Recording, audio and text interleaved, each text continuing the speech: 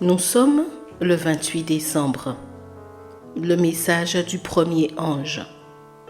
Nous lisons dans Apocalypse chapitre 14 au verset 7.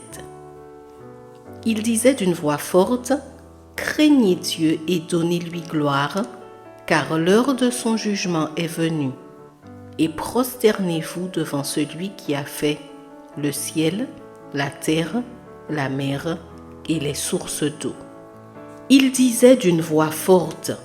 Le message doit être proclamé de manière audible, ferme, d'une voix forte, assurée et sans peur.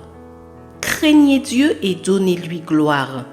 Craindre Dieu, c'est l'adorer et la manière la plus appropriée de glorifier son nom est la crainte respectueuse, la soumission, le respect, une loyauté absolue et l'abandon total à sa volonté.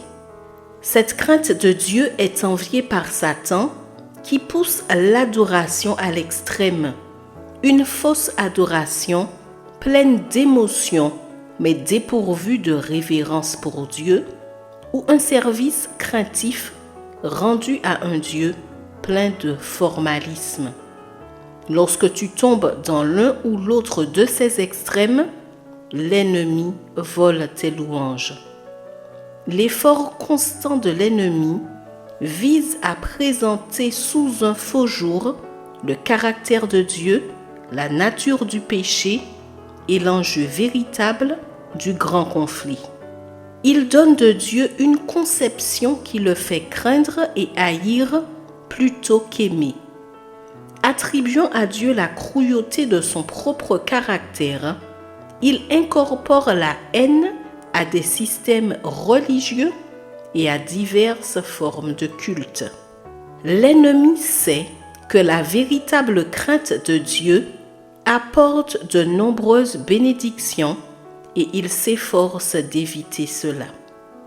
Le respect de Dieu détruit toute peur, procure une paix véritable, garantit la miséricorde divine, nous apprend à faire confiance et nous empêche de traiter Dieu avec une familiarité irrespectueuse. Alors, nous l'adorons comme il le veut et le mérite, et non comme nous le voulons. Sa grâce nous permettra de remplacer la peur par une piété sanctifiée. Le chapitre 14 de l'Apocalypse oppose deux peurs, la crainte de Dieu qui conduit à l'obéissance et la peur de la persécution finale. Une crainte éliminera toujours l'autre en fonction de celle que tu nourris de la façon la plus adéquate et régulière. Le message de craindre Dieu et de lui donner gloire est opportun dans la période représentée comme l'heure du jugement. Il s'agit de la période qui a commencé en 1844.